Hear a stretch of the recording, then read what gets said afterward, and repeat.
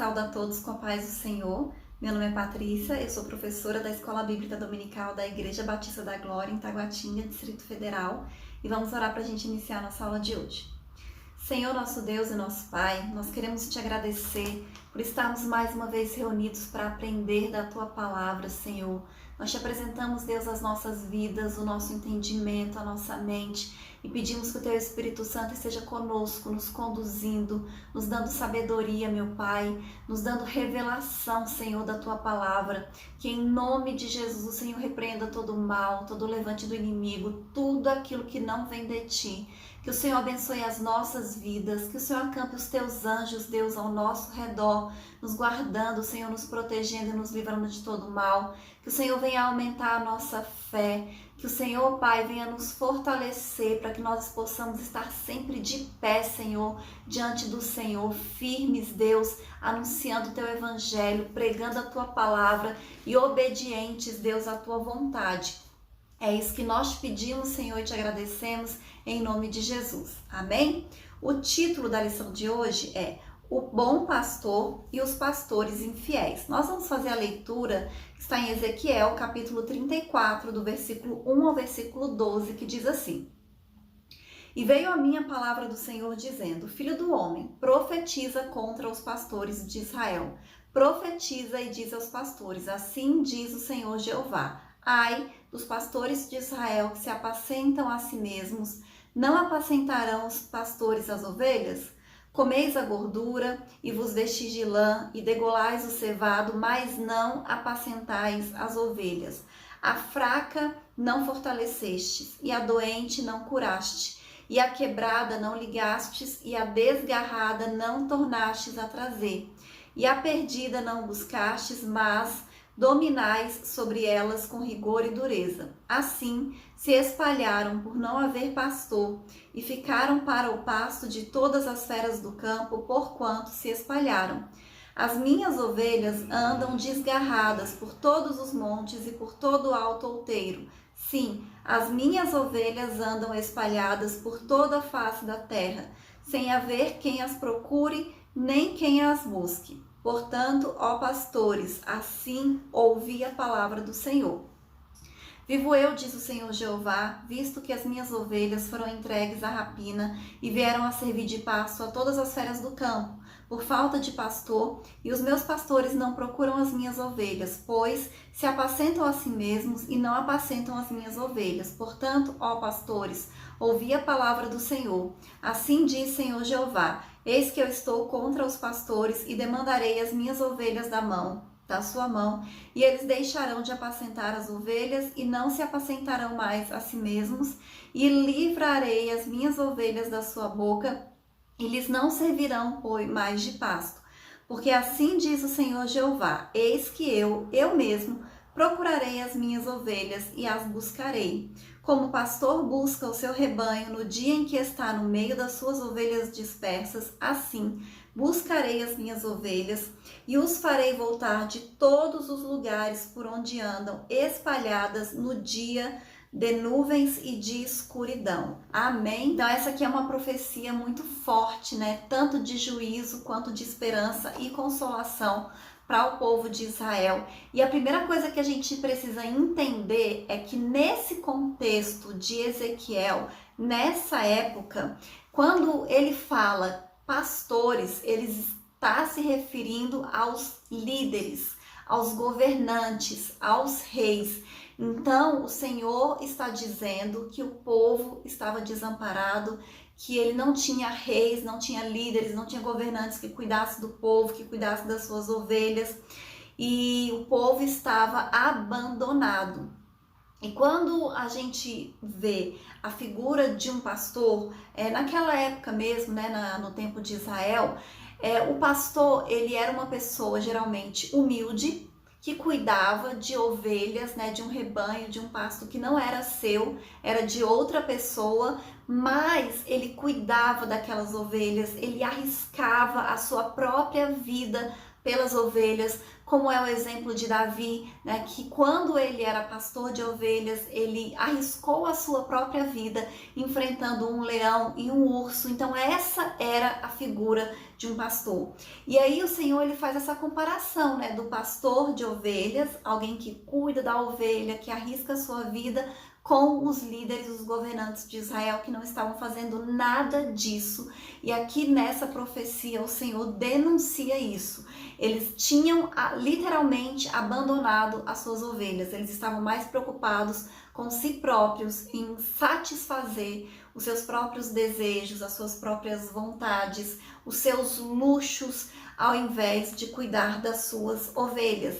E eu amo essa profecia porque ao mesmo tempo que a gente vê o Senhor falando de juízo para os pastores de Israel, a gente vê Deus falando de esperança para as ovelhas. E a gente não pode se esquecer nunca que Deus é o Rei dos Reis, o Senhor dos Senhores. Ele está no controle de tudo. Deus está no controle do mundo. Deus está no controle do Brasil. Deus está no controle das nossas vidas. Deus está no controle de todas as coisas. E é Ele que cuida, é Ele que guarda, é Ele que nos abençoa e Ele não nos deixa desamparados nunca. E o primeiro subitem, ele fala literalmente sobre o rebanho. E para a gente poder entender a parte metafórica da profecia, nós primeiro precisamos entender a parte literal. Então, literalmente, o que é uma ovelha? A ovelha é a fêmea do carneiro e o cordeiro é o seu filhote, né? É o filho do carneiro de até 1 ano. Das 74 vezes que aparece o termo ovelha no Novo Testamento, apenas uma vez é literal, está realmente falando de ovelha. A ovelha também ela é um animal dócil, um animal calmo, um animal manso, símbolo de sacrifício e redenção. E a natureza da ovelha e a sua relação com o ser humano resultaram em diversas figuras de linguagem, de ilustração entre o relacionamento de Deus e o seu povo.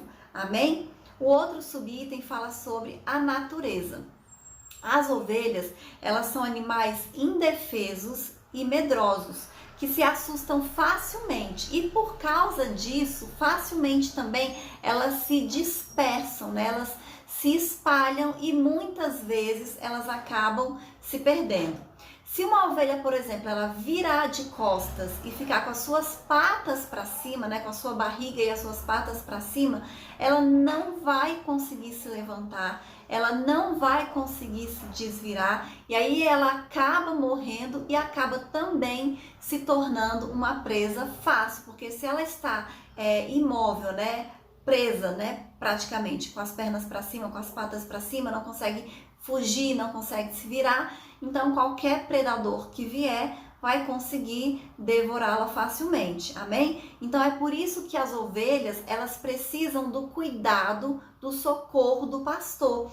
Então o pastor de ovelhas ele tem que estar constantemente olhando o seu rebanho, olhando as suas ovelhas, né? Fazendo uma supervisão diária, protegendo elas dos predadores e também de doenças, né, de insetos, de parasitas, né, de todos esses tipos de coisas que podem vir prejudicar e até matar as ovelhas.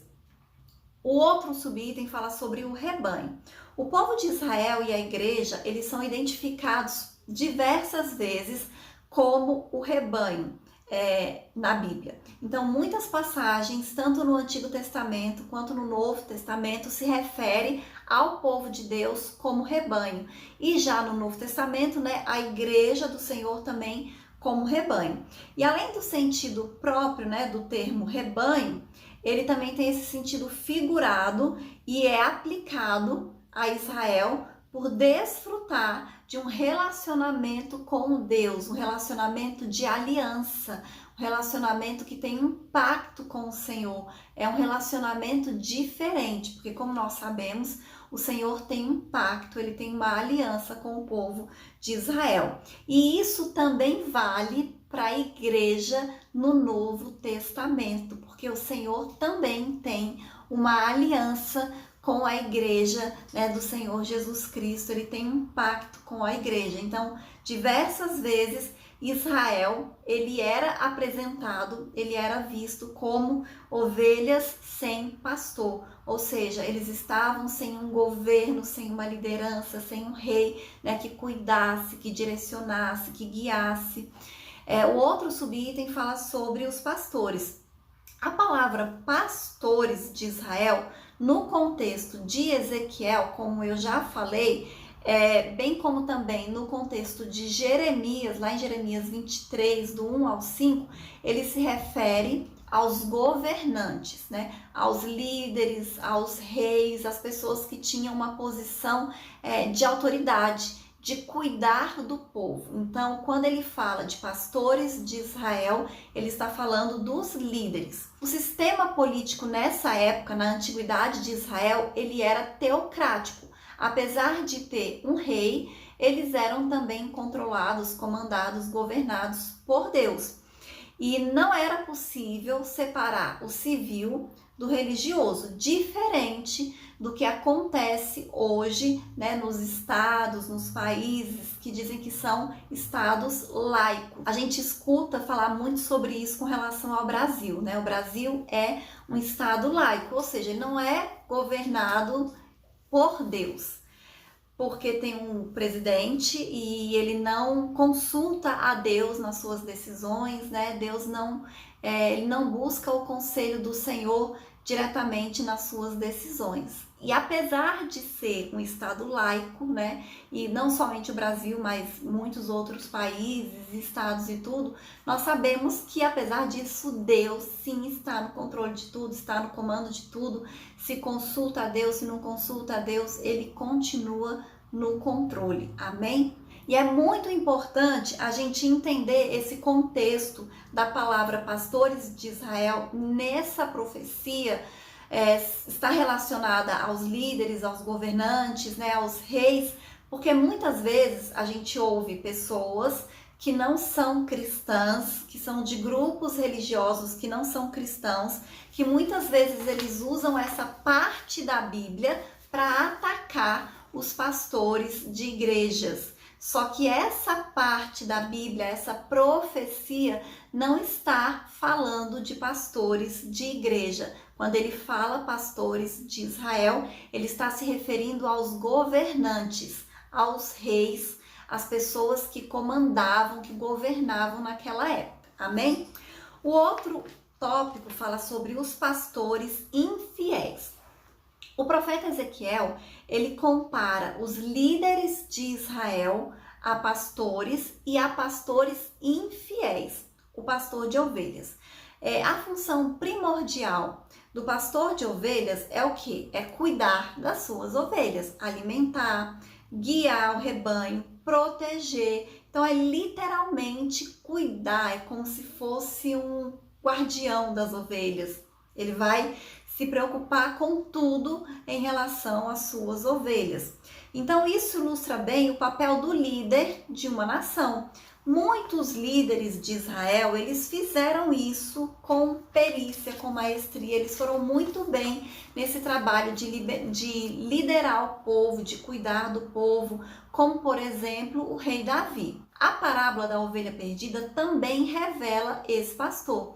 E Moisés e Davi, eles foram pastores no sentido literal da palavra, eles trabalharam como pastor, mas também eles tiveram depois essa função e essa missão de liderar o povo, de governar o povo.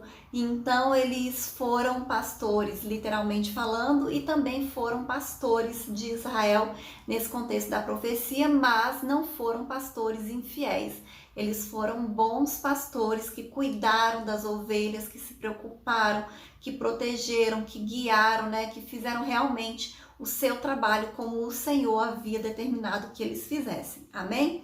Só que os líderes de Israel, da época de Ezequiel e de Jeremias, eles não eram bons pastores. Eles eram pastores infiéis, pessoas que não estavam cuidando do povo, né? O povo estava abandonado, estava numa situação realmente muito ruim. Outro subitem fala assim: os governantes, o que faziam? Os governantes, como o próprio Senhor denuncia aqui através dessa profecia, eles cuidavam de si mesmos.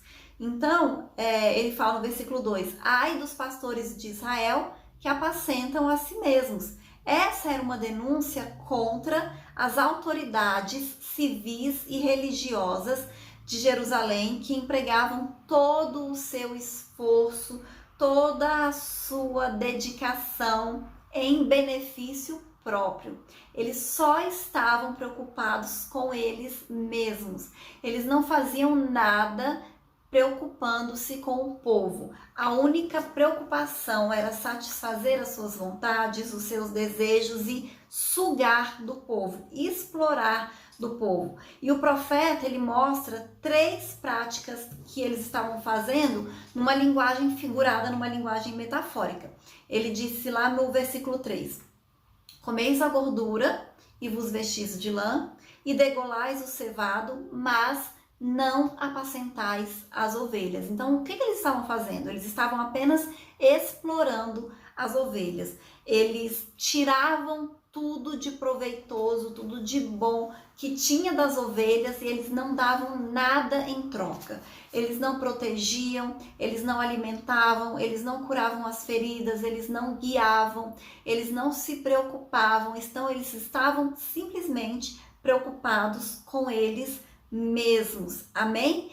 E quando a gente olha o contexto dessa profecia e como as autoridades estavam agindo naquela época, a gente vai perceber que é muito semelhante ao que acontece nos nossos dias atuais também. A gente vê frequentemente que é assim que as autoridades se comportam. Elas só estão preocupadas consigo mesmas. Elas cuidam de si mesmas e o povo fica abandonado, sendo explorado. Eles sugam tudo o que pode do povo, utilizando até um abuso de autoridade. Então, eles aproveitam essa autoridade, essa liderança, esse poder que eles têm para explorar o povo e não cuida, não protege, não alimenta, não supre as necessidades da população. Infelizmente, é isso que está acontecendo, mas da mesma maneira que o Senhor Jesus profetizou para Israel, ele está vendo todas as coisas. Ele está vendo esses maus governantes que estão explorando o povo, que estão prejudicando o povo. E o Senhor, ele traz o castigo na hora certa. E ao mesmo tempo também ele cuida do povo, ele supre as suas necessidades, ele cuida das suas ovelhas, ele não abandona as suas ovelhas, amém? O outro subitem diz assim: as ovelhas dispersas. Então Ezequiel, ele dirige, os seus oráculos, as suas profecias, a casa de Judá. Naquela época já havia acontecido a divisão do povo de Israel. Então, eram 2 reinos e cada reino era composto por tribos distintas. Então aqui Ezequiel está dirigindo essa profecia à casa de Judá. Mas a mensagem diz respeito a todos os filhos de Israel, até mesmo os dispersos pelos assírios. Então o Senhor, ele diz que vai juntar o seu povo. E o povo de Israel, ao longo da história, muitas vezes foi disperso entre as nações. Mesmo depois do contexto bíblico, quando acaba o Antigo Testamento, o Novo Testamento, depois que encerra o que está relatado na Bíblia, a gente sabe que já aconteceu outras dispersões do povo de Israel, de se espalhar entre as nações, de se espalhar no mundo para se proteger, para preservar a sua própria vida, a sua existência, para sobreviverem literalmente, amém? E aí o outro tópico, ele fala assim, sobre o bom pastor.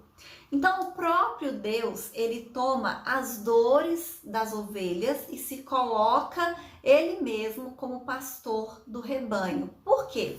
Porque, como nós falamos, nesse contexto, o povo de Israel eram as ovelhas, eram o rebanho.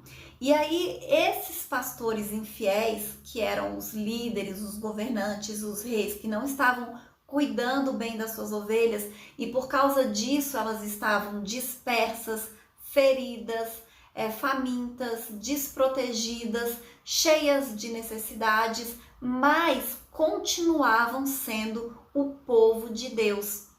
E aí o Senhor fala que ele não esqueceu disso.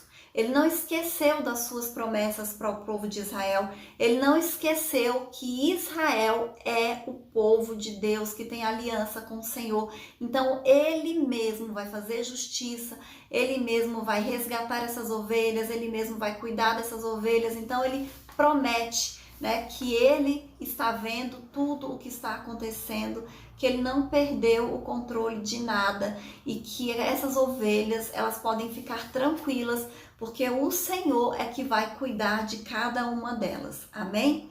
E o primeiro subitem fala sobre a reação divina contra os maus pastores. Eles não visitaram as ovelhas no sentido de cuidar das ovelhas. Agora é Deus quem vai visitar os maus pastores com castigo. Amém? Então, a gente aprende uma coisa. O Senhor, ele sempre cobra aqueles que são injustos, aqueles que são infiéis. Por mais que eles pensem que nada de mal vai acontecer com eles, não esqueça, não se engane. O Senhor, ele sempre cobra. Amém? Deus promete buscar as suas ovelhas que estavam dispersas, né, que estavam espalhadas em toda a parte do mundo, que é uma referência, né, ao retorno do povo na segunda diáspora, está em Ezequiel 34:12, e ele promete também libertar o seu povo das mãos deles. Lá em Jeremias capítulo 3, versículo 15, diz assim: e vos darei pastores segundo o meu coração, que vos apacentem com ciência e com inteligência. Amém? Então serão pastores agora segundo o coração de Deus. Então o profeta está dizendo que Deus vai dar ao povo líderes e governantes segundo os ideais de Davi. A promessa era para um futuro distante. E aí tem passagens em Ezequiel 34, 23 e 24, Ezequiel 37, versículo 24 e Oséias capítulo 3, versículo 5. O próximo subitem diz assim: Jesus, o bom pastor. O próprio Jesus se identifica como bom pastor.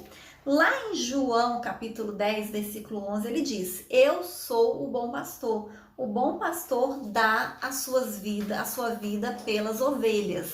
Essa é uma característica do pastor, né, de cuidar, de se arriscar pelas ovelhas, e Jesus afirma que ele é o bom pastor. Assim como Deus vai trazer de todas as nações os judeus que estão espalhados por toda a terra, né, seus antepassados, o que já está acontecendo em Israel, da mesma forma o Senhor Jesus, ele está congregando de todas as nações ovelhas para o seu rebanho. Amém?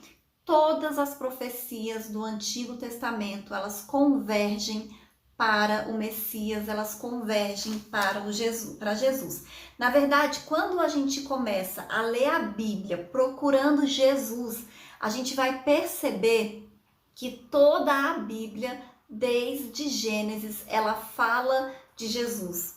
A gente vai ver que em acontecimentos, em fatos, em profecias, sempre tem algo que lembra Jesus, que fala de Jesus, que menciona o que Jesus fez, como Jesus viveu. Então, quando nós lemos a Bíblia procurando Jesus, a gente vai começar a perceber que Jesus está em tudo, desde Gênesis até Apocalipse. Amém? E o outro subitem diz assim: o pastor cristão. O bom pastor é aquele que está disposto a arriscar a sua própria vida pelas ovelhas, como eu dei o exemplo de Davi, que enquanto ele era pastor de ovelhas, ele arriscou a sua própria vida, enfrentando um leão e outra vez um urso para proteger as ovelhas que nem eram dele, as ovelhas eram do pai dele. Amém? Olha só que figura mais profética. Davi protegendo as ovelhas do seu pai. Assim são os pastores cristãos. A Bíblia diz que a ovelha não é do pastor, a ovelha é de Deus, o rebanho é de Deus. Então os pastores, eles protegem, eles cuidam das ovelhas do seu pai. Amém? Aleluia, Jesus, glória a Deus. E no caso de Jesus, ele não simplesmente arriscou a sua vida pelas ovelhas, mas ele literalmente entregou a sua vida por amor às suas ovelhas, para que a gente pudesse ter direito à salvação, à vida eterna, à paz, à cura, a perdão. Porque quando a gente fala da morte de Jesus na cruz, a gente lembra da salvação, obviamente, mas ele não conquistou somente a salvação.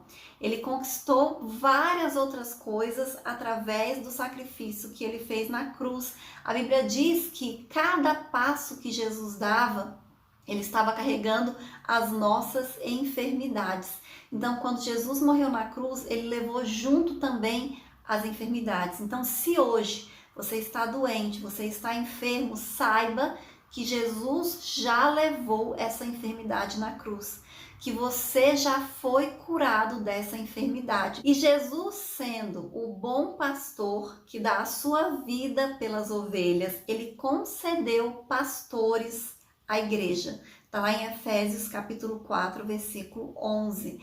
Então, os pastores, eles precisam aprender bastante com essa passagem, com essa profecia, aprender, né, de uma maneira geral com a Bíblia, né? É na Bíblia que nós aprendemos todas as coisas e é na Bíblia que a gente aprende como deve ser um bom pastor, né? Um pastor de verdade, um pastor que ama, um pastor que cuida, um pastor que zela das suas ovelhas. E eu vou ler a conclusão que diz assim: o comportamento do ser humano se compara em muitos aspectos aos das ovelhas e por essa razão Deus nos chama nas escrituras de ovelhas. Há entre elas aquelas que dão amarradas umas nas outras para marcar território, o que não é diferente entre nós, seres humanos. Há competições entre ovelhas. Isso desagrada a Deus. O nosso relacionamento entre irmãos deve ser de maneira que glorifique a Deus. Amém? Então, nós vimos aqui que, apesar do contexto, identificar qual era o tipo de pastor para quem essa profecia estava sendo dita, que esses pastores de Israel eram líderes, governantes e reis, as ovelhas são as pessoas de qualquer maneira, né? Ou é o povo de Israel, ou é a igreja do nosso Senhor Jesus Cristo. Amém? Aqueles que acreditam em Jesus como Salvador. E essas ovelhas também precisam aprender a ser ovelhas. Nós precisamos deixar que Deus cuide de nós. Nós precisamos deixar que o bom pastor cuide de nós. Nós precisamos também dos nossos pastores cristãos nas nossas igrejas locais. Porque como nós vimos aqui, como é uma ovelha de verdade, a ovelha animal, ela não é independente, ela é dependente. Ela precisa do pastor para alimentar ela precisa do pastor para cuidar dela. Quando ela está doente, ela precisa do pastor para curar ela precisa do pastor para proteger ela, e assim somos nós. Nós precisamos de Jesus para tudo. Nós somos completamente dependentes de Jesus. Amém? Quando a gente quer fazer as coisas com as nossas próprias forças, acaba não dando certo. Por quê? Porque nós somos ovelhas. Nós precisamos de um pastor. Nós precisamos de alguém que cuide, que guie, que nos proteja, que nos alimente. Amém? E esse pastor é Jesus Cristo. Nós precisamos também entender que Ele está no controle de tudo. Naquela época, Israel estava vivendo um momento difícil, com pastores ruins, né, com líderes ruins, governantes ruins. Eles estavam escravos, mas Deus estava vendo tudo o que estava acontecendo e Ele garante que Ele estava cuidando das suas ovelhas, que Ele ia resgatar, que Ele ia trazê-las de volta para Jerusalém, que Ele ia cuidar e curar de todas as feridas. Então a gente precisa entender isso, que o Senhor está cuidando de nós, o Senhor Ele está no controle de tudo, o Senhor Ele está no controle do mundo, o Senhor Ele está no controle do Brasil. E nós não precisamos ter medo, porque nós sabemos que Deus está cuidando das suas ovelhas, que Deus não vai deixar o inimigo acabar com as nossas vidas, o Senhor não vai deixar o inimigo nos perseguir, nos destruir, o Senhor vai cuidar dos seus, amém? Nós temos que aprender a descansar no Senhor, porque Ele está cuidando de tudo, Ele está no controle de tudo, mesmo que a situação pareça contrária, o Senhor, Ele não perdeu o controle, amém? E essa é a lição de hoje e até a próxima aula em nome de Jesus.